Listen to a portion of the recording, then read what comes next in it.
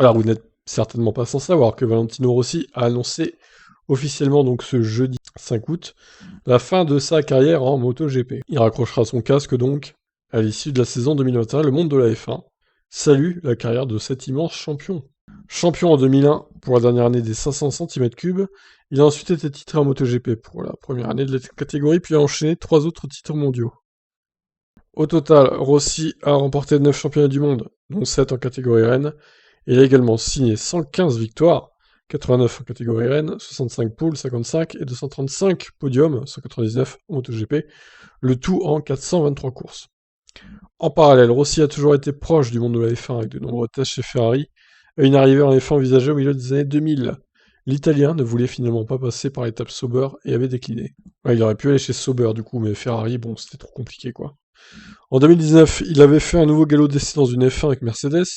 Lui et Hamilton avaient échangé leur monture lors d'une opération organisée par leur sponsor commun Monster Energy. Le monde de la F1 a rendu hommage à la carrière de l'Italien après l'annonce de son départ en retraite.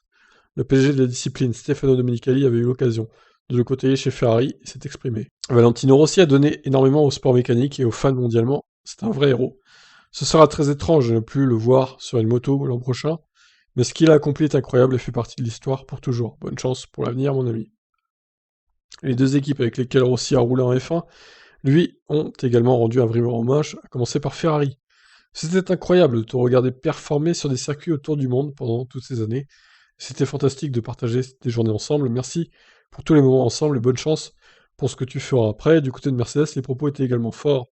La compétition dit au revoir à l'un des meilleurs de tous les temps en sport mécanique, un homme qui a absolument défini une génération de courses en moto, avec 9 titres, dont 7 en catégorie Rennes.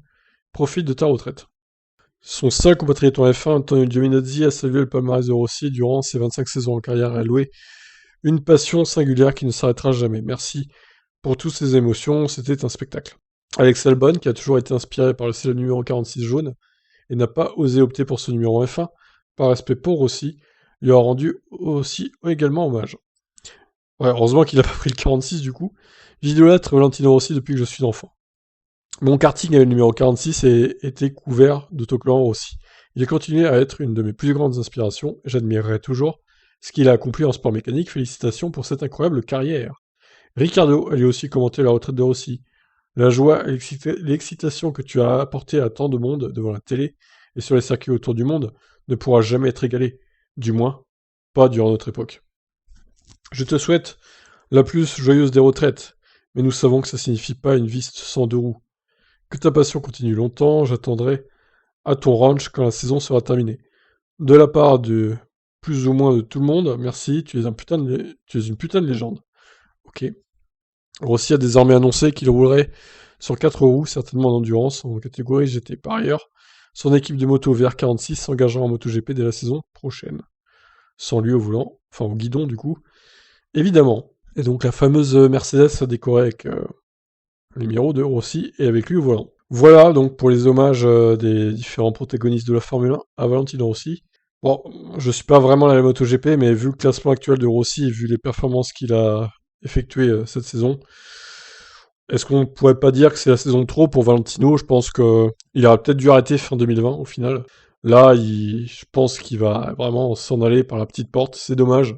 Là, c'est un peu devenu le Kimi Räikkönen de la Formule 1. Enfin, de la moto, pardon, plutôt. Et c'est un peu ballot, quand même, avec un tel palmarès. Voilà, je vous laisse réagir. Ciao.